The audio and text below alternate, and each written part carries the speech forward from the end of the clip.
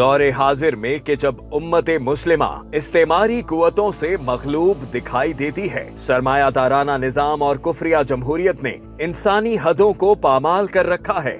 ऐसे में निजाम मुस्तफ़ा सल्लल्लाहु अलैहि वसल्लम की तरफ दावत देने वाले दायाने खिलाफत की जिम्मेदारियां और भी बढ़ जाती हैं। इसलिए दीन इस्लाम और इसके सियासी निजाम की तरफ दावत के लिए वो औसाफ अपनाना जरूरी हैं, जिन्हें कुरान मजीद में मुख्तलिफ मिसालें देकर बयान किया गया है। इरशाद बारी ताला है, तो क्या ये ऊंटों को नहीं देखते कि कैसे बनाए गए, और आसमान को नहीं देखते कि कैसे उठाया गया, और पहाड़ों को नहीं देखते कि कैसे जमाए गए, और जमीन को नहीं देखते कि कैसे बिछाई गई। तो ए नबी सल्लल्लाहु अलैहि वसल्लम, नसीहत किए जाओ, आप बस नसीहत ही करने वाले हैं।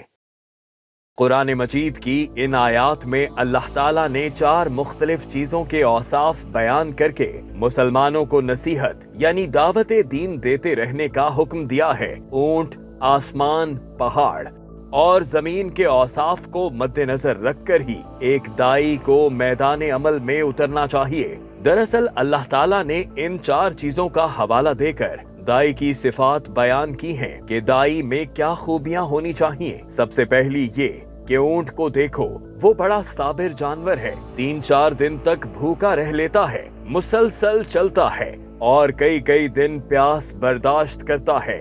ऊंट सबसे ज्यादा साबिर और मुशक्कत वाला जानवर है। दाई को ऊंट की तरह साबिर और हौसले वाला होना चाहिए। दूसरा वस्फ ये कि दाई का अज़्म आसमान की तरह बुलंद होना चाहिए। दाई का अज़्म किसी दायरे और किसी सतह पर महदूद ना हो, क्योंकि जिस निज़ाम खिलाफत की वो दावत दे रहा है वो पूरी नूए इंसानी के लिए है।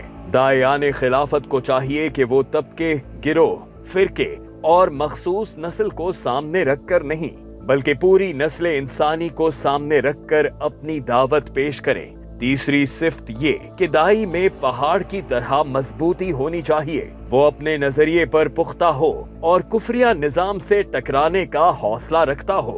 वो अहयाए खिलाफत की जद्दोजहद पर पहाड़ की तरह मजबूती से जमा रहे। चौथा और आखिरी वस्फ ये कि दाई में जमीन की तरह आजिजी और खिदमत गुजारी का जज्बा होना चाहिए। आज जो दायाने खिलाफत मैदान अमल में हैं, उन्हें कुरान मजीद में बयान करदा सिफात अपनाकर ऊंट की तरह साबिर, आसमान की तरह बुलंद अज़्म, पहाड़ की तरह मुस्तकिल मिजाज और जमीन की तरह आजिज और खिदमत गुजार बनकर हाकिमियत इलाही के नफाज की जद्दोजहद करना होगी।